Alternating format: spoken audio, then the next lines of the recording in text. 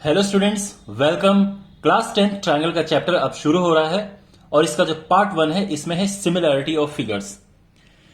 तो इसमें आप सीखेंगे दो फिगर किस केस में सिमिलर होते हैं, उनकी क्या कंडीशंस होती हैं। Let start. सबसे पहले आप ये समझो कि जो दो फिगर्स है वो कॉन्ग्रुएंट कब होते हैं। सो दो फिगर कॉन्ग्रुएंट होते हैं अगर उनका same shape and same size है। अगर उनका शेप और साइज सेम है तो वो कॉन्ग्रुएंट होंगे, बिल्कुल एक जैसे होने चाहिए, बिल्कुल एक जैसे। और दो फिगर, ये केवल ट्रायंगल की बात नहीं है, किसी भी दो फिगर की बात है, लेकिन दो फिगर्स सिमिलर होते हैं।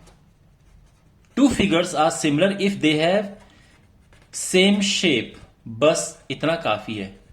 उनकी शेप एक जैसी होनी चाहिए, उनका साइज डिफरेंट हो सकता है बट वो शेप एक जैसी होनी चाहिए। ये समझो कि किसी चीज को जूम करके बड़ा कर दिया गया है तो शेप एक जैसे रहनी चाहिए, साइज अलग अलग हो सकते हैं। ना I tell you some examples कि कौन कौन से फिगर्स हर कंडीशन में सिमिलर होते हैं। First of all the straight lines.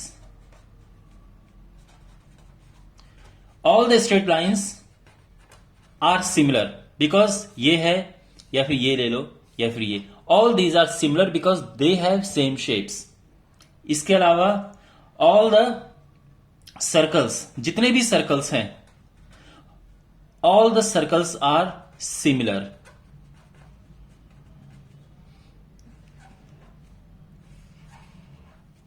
इनकी शेप बिल्कुल एक जैसी है। आप इसको जूम करोगे तो ये मिलेगा और जूम करोगे ये मिल जाएगा, सेम है। इसके बाद ऑल द, ऑफ कोर्स ये सब ऑल ही है, all the straight lines, all the circles, all the squares. जितने भी स्क्वायर्स आपको मिलेंगे वो सारे के सारे सिमिलर होते हैं। These are similar. Then all the equilateral triangles, जितने भी इक्विलेटरल ट्राइंगल्स हैं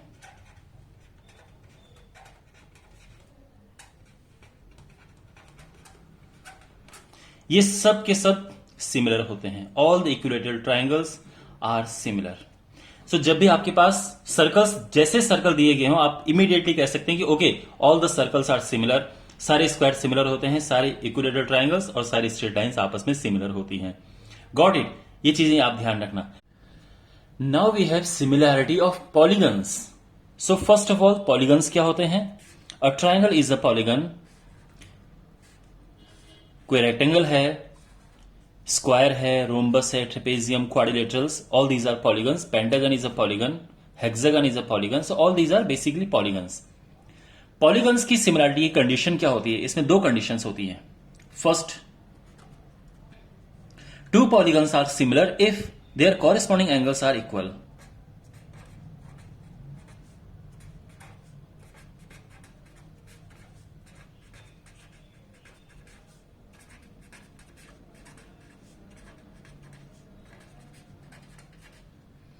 And second condition, corresponding sides should be in proportion.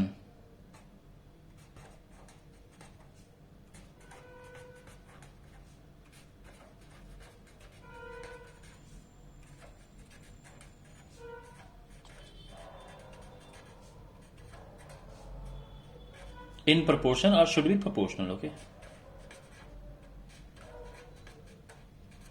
Means ratio should be same. Suppose that we have a quadrilateral.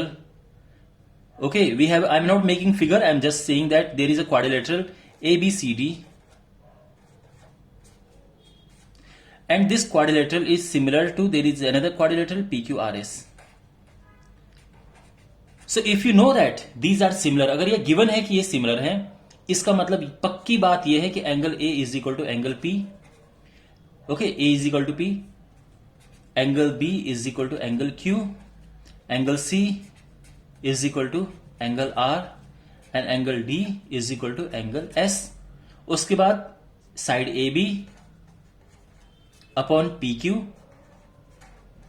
is equal to side BC upon QR is equal to CD upon RS is equal to D A upon S P. ये condition होनी चाहिए। If this is a condition, दोनों condition अगर fulfil कर रही हैं, it means these two quadrilaterals are similar. ये दोनों क्वाड्रिलेटरल्स सिमिलर हैं। इसको आप और अच्छे से समझो। देखो यहां पे जो बहुत जरूरी बात यह है वो आपको ऑर्डर ध्यान रखना है माय डियर। अगर आपके पास कोई ट्राइंगल है ए बी सी और दूसरा ट्राइंगल है पी क्यू आर, मान लो कि यहां पे एंगल ए और एंगल पी इक्वल है, एंगल बी और एंगल आर इक्वल है, angle C and angle Q equal है, सपोज दैट। तो यहां पे आप देख सकते हैं ट्राइंगल एबीसी सिमिलर है ट्राइंगल किसके, अब देखो ए किसके इक्वल है, पी के, तो यहां पे पी आएगा, बी इक्वल है आर के तो यहां पे आर आएगा, और सी इक्वल है क्यू के तो यहां पे क्यू आएगा। ये ऑर्डर ध्यान रखना, आप कुछ भी नहीं लिख सकते ओके। आप ऐसा नहीं कि आप सीधे ए बी सी लिखो और यहां पे जस्ट पी क्यू आर डाल दो, नो, ऐसा नहीं है। जो आप यहां पे लिख रहे हो हर एक बिल्कुल इक्वल होना चाहिए। ये इसके इक्वल होना चाहिए, ये इसके इक्वल होना चाहिए, और ये इसके इक्वल होना चाहिए। This is very important okay. Now my dear, दो पॉलीगन्स की मैंने आपको कंडीशन बता दी है कि उनकी जो साइड्स प्रोपोर्शन में होनी चाहिए, उनके एंगल्स इक्वल होनी चाहिए। Triangles on the other hand, उनमें एक ही कंडीशन इनफ होती है। मतलब अगर ट्राइंगल्स में ऑल द एंगल्स इक्वल हैं तो वो कॉरेस्पॉन्डिंग होते, वो सिमिलर होंगे। तो इसमें angles are equal, angles means corresponding angles की बात चल रही है दोनों ट्राइंगल्स के। जैसे ये है, यहां पे आप देख सकते हैं दोनों ट्राइंगल्स के एंगल्स इक्वल हैं, this is equal to this, this is equal to this, this is equal to this. आप ये कह सकते हैं कि ये सिमिलर है। साइड देखने की जरूरत नहीं होती है इन ट्राइंगल, बट यहां देखने की जरूरत पड़ती है। मैं आपको एक एग्जांपल देता हूं। वी हैव अ रेक्टेंगल,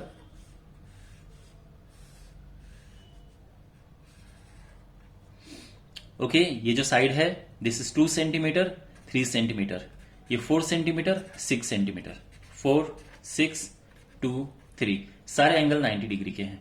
अब आपके पास क्वेश्चन आएगा, are these two rectangles similar, क्या ये सिमिलर हैं? तो फिर आप क्या कहेंगे? फर्स्ट कंडीशन,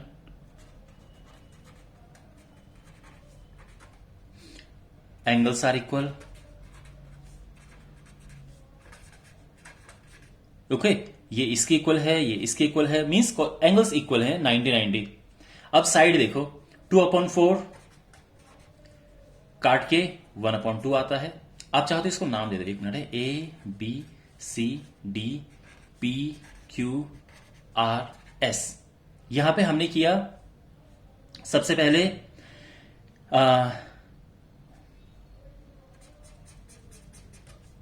पहले करते हैं A B upon P Q, और मैं A B upon P Q ही क्यों ले रहा हूं, क्योंकि मैं मान के चल रहा हूं कि एक आइडिया है कि ये कॉरेस्पॉन्डिंग साइड्स लग रही हैं, दैट्स वाई 3/6 सिंप्लीफाई करके 1/2 आएगा।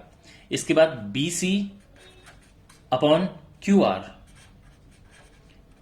2/4 काट के 1/2 आएगा। इसी तरह से दिस अपॉन ये C D upon R S 3/6 cut करेंगे 1/2 आएगा। And similarly D A upon S P ये हो गया 2/4, ये भी काट के क्या आएगा 1/2। आप देख सकते हैं यहां पे जो कंडीशन 2 है तो सब इक्वल हैं, तो आप कह सकते हैं साइड्स आर इन प्रोपोर्शन,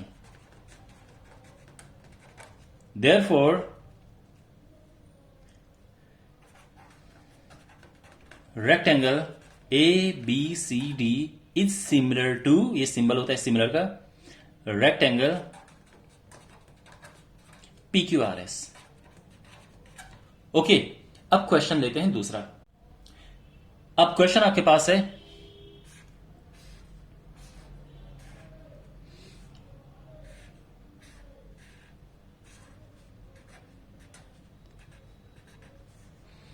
ये है 2 सेंटीमीटर, ये 2 है, ये 2 है, ये 2 है, ये भी 2 2 2 2। ओके, यहां पे एंगल 90 90 है, पर यहां पे नहीं है एज यू कैन सी। और 90 जब भी होता है हम इस तरह का डब्बा ये बनाते हैं स्क्वायर टाइप का। तो क्वेश्चन ये है, आर दीज टू सिमिलर? तो आपको देखने से आप बता सकते हैं इनकी शेप एक जैसी नहीं है, सिमिलर नहीं है, बट हमें कंडीशन बतानी होगी। तो आप कहेंगे कि two polygons are similar if their corresponding angles are equal and corresponding sides are in proportion.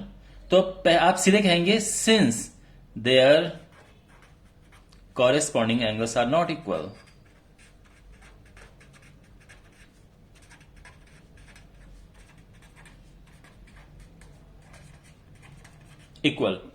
therefore these two are not similar.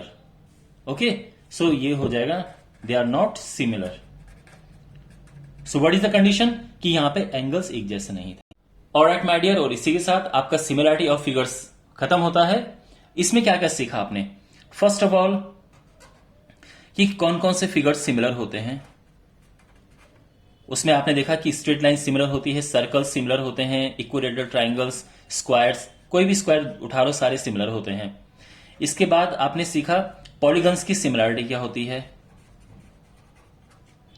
तो पॉलीगन्स की similarity condition, all the angles should be equal, और जो sides हैं वो in proportion होनी चाहिए। Okay, और तीसरा, अगर आपके पास क्वेश्चन आ जाए कि नॉन सिमिलर फिगर्स बताओ, कि कौन कौन से ऐसे फिगर्स हैं जो सिमिलर नहीं हैं, तो आप क्या कहोगे?